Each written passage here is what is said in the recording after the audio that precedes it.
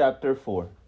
Far away on the opposite spiral arm of the galaxy, 500,000 light years from the star Sol, Zaphod Beeblebrox, president of the Imperial Galactic Government, sped across the seas of Damogran, his ion drive delta boat winking and flashing in the Damogran sun. Damogran the hot, Damogran the remote, Damogran the almost totally unheard of. Damogran, secret home of the heart of gold. The boat sped on across the water. It would be some time before it reached its destination because Damogran is such an inconveniently arranged planet. It consists of nothing but middling to large desert islands separated by very pretty but annoyingly wide stretches of ocean. The boat sped on. Because of this topographical awkwardness, Damogran has always remained a deserted planet. This is why the Imperial Galactic Government chose Damogran for the Heart of Gold project, because it was so deserted and the Heart of Gold project was so secret. The boat zipped and skipped across the sea that lay between the main islands of the only archipelago of any useful size on the whole planet. Zaphod Beeblebrox was on his way from the tiny spaceport on Easter Island. The name was an entirely meaningless coincidence. The galactic spic Easter means small, flat, and light brown, to the Heart of Gold Island, which by another meaningless coincidence was called France. Out of the side effects of work on the Heart of Gold was a whole string of pretty meaningless coincidences, but it was not in any way a coincidence that today, the day of culmination of the project, the great day of unveiling, the day that the Heart of Gold was finally to be introduced to a marveling galaxy, was also a great day of culmination for Zaphod Beeblebrox. It was for the sake of this day that he had first decided to run for the presidency, a decision that has sent shockwaves of astonishment through the Imperial Galaxy. Zaphod Beeblebrox, president? Not the Zaphod Beeblebrox, not the president. Many had seen it as clinching proof that the whole of known creation had finally gone bananas. Zaphod grinned and gave the boat an extra kick of speed. Zaphod Beeblebrox, adventurer, ex-hippie, good timer, crook, quite possible, manic, self-publicist, terribly but bad at personal relationships, often thought to be completely out to lunch. President? No one had gone bananas, not in the way at least. Only 6 people in the entire galaxy understood the principle on which the galaxy was governed, and they knew that once Zaphod Beeblebrox had announced his intention to run as president, it was more or less a fait accompli. He was ideal presidency fodder. At the bottom of the page, there's an asterisk for presidency fodder, which I will now read before proceeding with the main story. Asterisk, president means full title president of the Imperial Galactic Government. The term imperial is kept, though it is now an anachronism. The hereditary emperor is nearly dead and has been for many centuries. In the last moments of his dying coma, he was locked in a stasis field, which keeps him in a state of perpetual unchangingness. All his heirs are now long dead, and this means that without any drastic political upheaval, power has simply and effectively moved a rung or two down the ladder, and is now seen to be vested in a body that used to act simply as advisors to the emperor, an elected governmental assembly headed by a president elected by that assembly. In fact, it vests in no such place. The president in particular is very much a figurehead. He wields no real power whatsoever. He is apparently chosen by the government, but the qualities he is required to display are not those of leadership, but those of finally judge outrage. For this reason, the president is always a controversial choice, always an infuriating but fascinating character. His job is not to wield power, but to draw attention away from it. On those criteria, Zaphod Beeblebrox is one of the most successful presidents the galaxy has ever had. He has already spent 2 of his 10 presidential years in prison for fraud. Very, very few people realize that the president and the government have virtually no power at all. And of these few people, only 6 now whence ultimate power, political power, is wielded.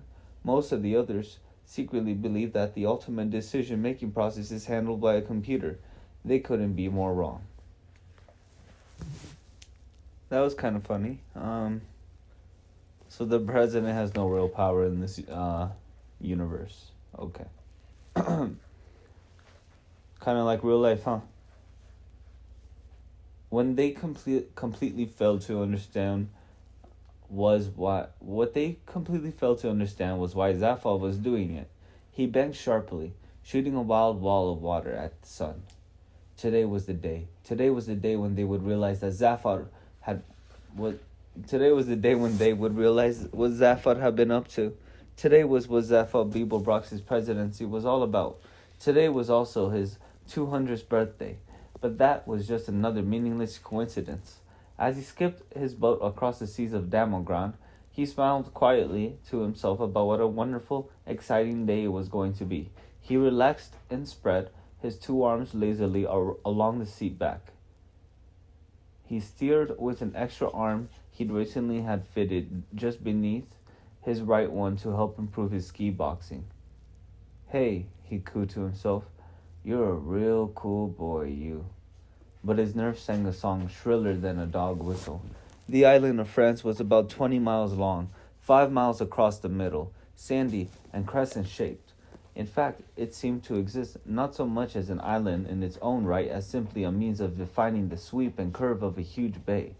This impression was heightened by the fact that the inner coastline of the crescent consisted almost entirely of steep cliffs. From the top of the cliff, the land sloped slowly down 5 miles to the opposite shore. On top of the cliffs stood a reception committee. It consisted in large part of the engineers and researchers who had built the Heart of Gold, mostly humanoid, but here and there were a few reptiloid atomineers, 2 or 3 green sylph-like maximegalacticians, and octopodic physiotrulists or 2, and a huluvu. A huluvu is a super intelligent shade of the color blue. All except the huluvu were resplendent in their multicolored ceremonial lab coats. The huluvu had been temporarily refracted into a freestanding prism for the occasion. There was a mood of immense excitement thrilling through all of them. Together and between them they had gone to and beyond the furthest limits of physical laws, restructured the fundamental fabric of matter, strained, twisted and broken the laws of possibility and impossibility, but still the greatest excitement of all seemed to be to meet a man with an orange sash round his neck. An orange sash was what the president of the galaxy traditionally wore. It might not even have made much difference to them if they'd known exactly how much power the president of the galaxy actually wielded. None at all. Only 6 people in the galaxy knew that the job of the galactic president was not to wield power, but to attract attention away from it. Zaphod Beeblebrox was amazingly good at his job. The crowd gasped, dazzled by the sun and seamanship, as the presidential speedboat zipped around the headland into the bay. It flashed and shone as it came skating over the sea in wide skidding turns. In fact, it didn't need to touch the water at all, because it was supported on a hazy cushion of ionized atoms. But just for effect, it was fitted with thin fin blades, which could be lowered into the water. They slashed sheets of water hissing into the air, carved deep gashes in the sea, which swayed crazily and sank back foaming in the boat's wake as it careered across the bay. That's a nice scene to picture. Zaphod loved effect. It was what he was best at. He twisted the wheel sharply. The boat skidded round in a wild scything skid beneath the cliff face and dropped to rest lightly on the rocking waves. Within seconds, he ran out onto the deck and waved and grinned at over 3 billion people. The 3 billion people weren't actually there, but they watched his every gesture through the eyes of a small robot tri-D camera, which hovered obsequiously in the air nearby. The antics of the president always made amazingly popular tri-D. That's what they were for. He grinned again. The 3,000,000,006 people didn't know it, but today would be a bigger antic than anyone had bargained for. The robot camera homed in for a close-up on the more popular of his 2 heads, and he waved again. He was roughly humanoid in appearance except for the extra head and 3rd arm. His fair, tousled hair stuck out in random directions. His blue eyes glinted with something completely unidentifiable.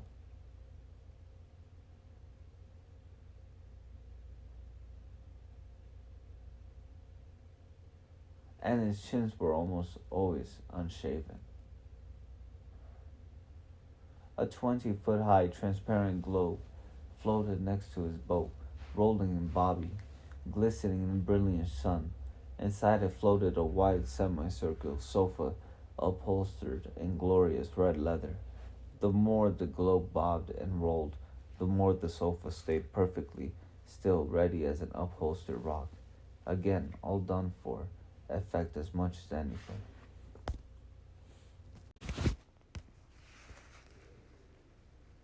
Zaphod stepped through the wall of the globe and relaxed on the sofa. He spread his 2 arms along the back and with the 3rd brushed some dust off his knee. His head looked about, smiling. He put his feet up, and at any moment he thought he might scream. While water boiled up beneath the bubble, it seethed and spouted. The bubble surged up into the air, bobbing and rolling on the water spout. Up it climbed, throwing silts of light out at the cliff. Up it surged on the jet, the waters falling from beneath it, crashing back into the sea hundreds of feet below. Zaphod smiled, picturing himself. A thoroughly ridiculous form of transport, but a thoroughly beautiful one. At the top of the cliff, the globe wavered for a moment, tipped onto a rail ramp, rolled down it to a small concave platform, and riddled to a halt.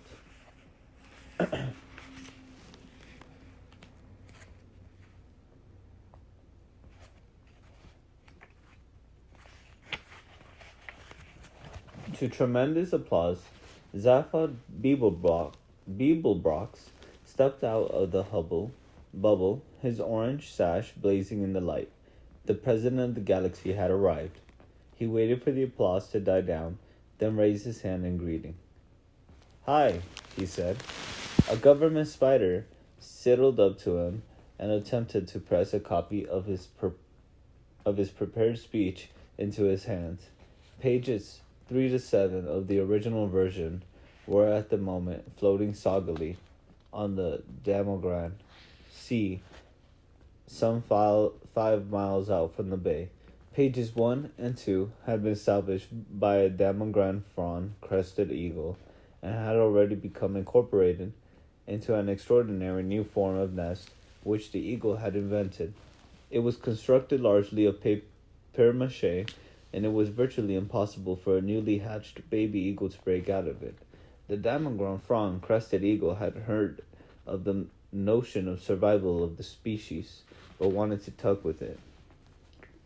Zaphod Beeblebrox would not be needing his set speech, and he gently deflected that one being offered him by the spider. "Hi," he said again. Everyone beamed at him, or at least nearly everyone. He singled out Trillium from the crowd. Trillium was a girl that Zaphod had picked up recently while visiting a planet, just for fun, incognito. She was slim, darkish, humanoid, with long waves of black hair, a full mouth, an odd little knob of a nose, and ridiculous brown eyes. With her red head scarf knotted in that particular way, and her long flowing silky brown dress, she looked vaguely Arabic. Not that anyone there had ever heard of an Arab, of course. The Arabs had very recently ceased to exist, and even when they had existed, they were 500,000 light years from Damogran. Trillian wasn't anybody in particular, or so Zaphod claimed. She just went around with him rather a lot and told him what she thought of him. "Hi, honey," he said to her. She flashed him a quick, tight smile and looked away. Then she looked back for a moment and smiled, more warmly. But by this time he was looking at something else.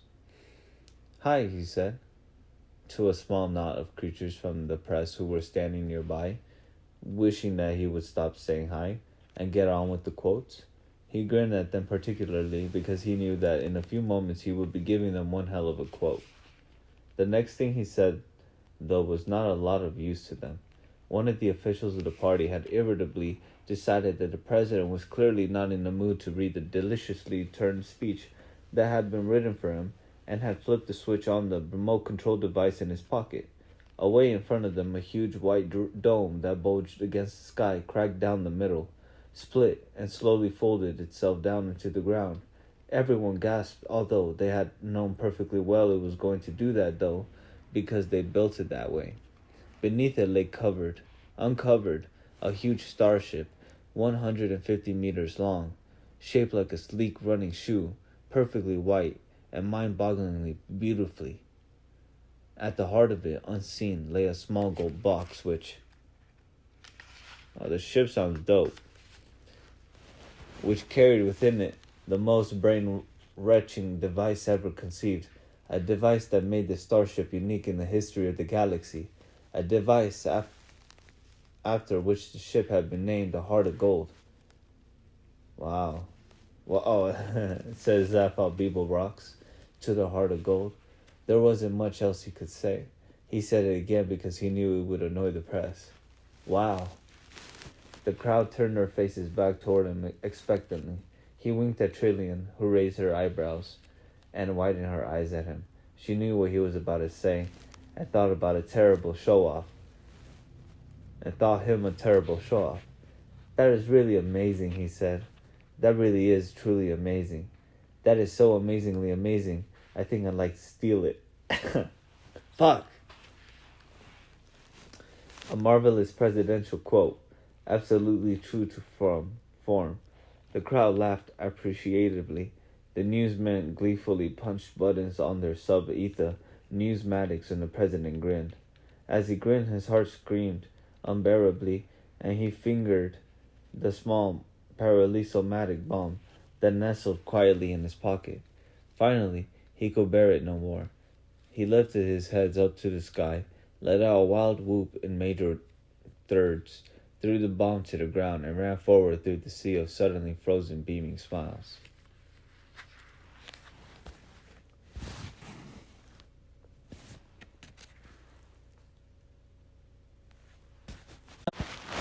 It looks like he got a starship, so it looks like they all built a starship together somehow. That's dope. Let's continue, boys. Chapter 5. Prosthetic Vogon Jolts was not a pleasant sight, even for other Vogons. His highly domed nose rose high above a small piggy forehead. His dark green rubbery skin was thick enough for him to play the game of Vogon civil service politics, and play it well, and waterproof enough for him to survive indefinitely at sea depths of down to 1,000 feet with no ill effects. Not that he ever went swimming, of course. His busy schedule would not allow it. He was the way he was because billions of years ago, when the Vogons had first crawled out of the sluggish primeval seas of Vogsphere, and had lain panting and heaving on the planet's virgin shores. When the first rays of the bright young Vogsol sun had shone across them that morning, it was as if the forces of evolution had simply given up on them there and then, had turned aside in disgust and written them off as an ugly and unfortunate mistake. They never evolved again. They should never have survived. The fact that they did it is some kind of tribute to the thick-willed, slug-brained stubbornness of these creatures. Evolution, they said to themselves. Who needs it? And what nature refused to do for them, they simply did without until such time as they were able to rectify the gross anatomical inconveniences with surgery. Meanwhile, the natural forces on the planet Vogsphere had been working overtime to make up for their earlier blunder. They brought forth scintillating, jeweled, scuttling crabs, which the Vogons ate, smashing their shells with iron mallets, tall aspiring trees of breathtaking slenderness and color which the Vogons cut down and burned the crab meat with. Elegant gazelle-like creatures with silken coats and dewy eyes, which the Vogons would catch and sit on. They were no use as transport because their backs would snap instantly, but the Vogons sat on them anyway. Thus the planet Vogsphere willed away the unhappy millennia until the Vogons suddenly discovered the principles of interstellar travel. Within a few short Vog years, every last Vogon had migrated to the Meg-Brantis cluster, the political hub of the galaxy, and now formed the immensely powerful backbone of galactic civil service. They have attempted to acquire learning, they have attempted to acquire style and social graces, but in most respects, the modern Vogon is little different from its primitive forebears. Every year they import 27,000 scintillating, jeweled, scuttling crabs from their native planet, and while away, drunk at night, smashing them to bits with iron mallets. Prostetnik Vogon Jeltz was a fairly typical Vogon in that he was thoroughly vile. Also, he did not like hitchhikers. Whatever. Somewhere in a small dark cabin buried deep in the intestines of Prostetnik Vogon Jeltz's flagship, a small match flared nervously. The owner of the match was not a Vogon, but he knew all about them, and was right to be nervous. His name was Ford Prefect. Alright, guys. It's getting interesting. Now, there's an asterisk on Ford Prefect. I will be reading it. Ford Prefect's original name is only pronounceable in an obscure Betelgeusian dialect now virtually extinct since the great collapsing rung disaster of Gal Cid year 03758, which wiped out all the old Praxi-Betel communities on Betelgeuse 7. Ford's father was the only man on the entire planet to survive the great collapsing rung disaster, by an extraordinary coincidence that he was never able to satisfactorily to explain. The whole episode is shrouded in deep mystery. In fact, no one knew what a rung was, nor why it had chosen to collapse on Betelgeuse 7 particularly. Ford's father, magnanimously waving... Alright, I'll say it. Ford's father, magnanimously waving aside the clouds of suspicion that had inevitably settled around him, came to live on Betelgeuse 5, where he both fathered and uncled Ford. In memory of his now dead race, he christened him in the ancient Praxi-Betel tongue. Because Ford never learned to say his original name, his father eventually died of shame. Which is still a terminal disease in some parts of the galaxy. The other kids, as such, nicknamed him Nine, which is the language of Betelgeuse 5, translates as boy, who is not able to satisfactorily to explain what a rang is, or why it should choose to collapse on Betelgeuse 7. Alright. I'm going to go back to the main passage of Hitchhiker's Guide.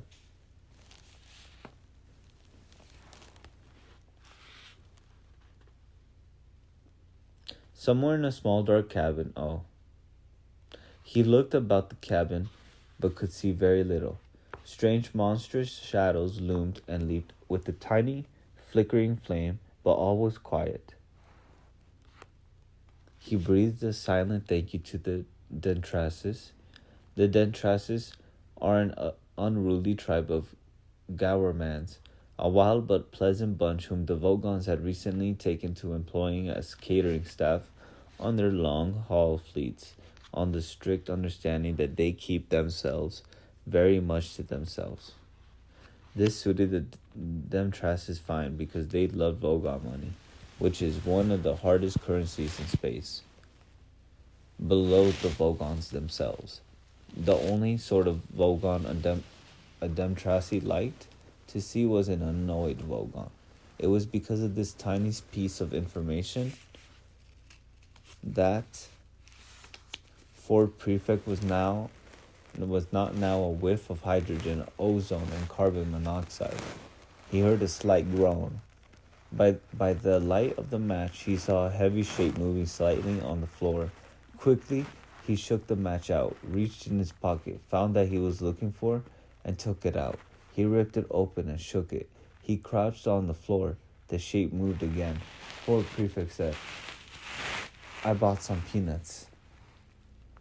Arthur Dent moved and groaned again, muttering incoherently. "Here, have some," urged Ford, shaking the packet again. "If you've never been through a matter transference beam before, you probably lost some salt and protein. The beer you had should have cushioned your system a bit." Said Arthur Dent. He opened his eyes. "It's dark," he said. "Yes," said Ford Prefect. "It's dark." "No light," said Arthur Dent. "No dark, no light." One of the things Ford Prefect had always focused hardest to understand about humans was their habit of continually stating and repeating the very, very obvious, as in, "It's a nice day," or "You're very tall," or "Oh dear, you seem to have fallen down a 30-foot well. Are you all right?" At first, Ford had formed a theory to account for this strange behavior. If human beings don't keep exercising their lips, he thought, their mouths probably seize up. After a few months' consideration and observation, he abandoned his theory in favor of a new one. If they don't keep on exercising their lips, he thought, their brains start working.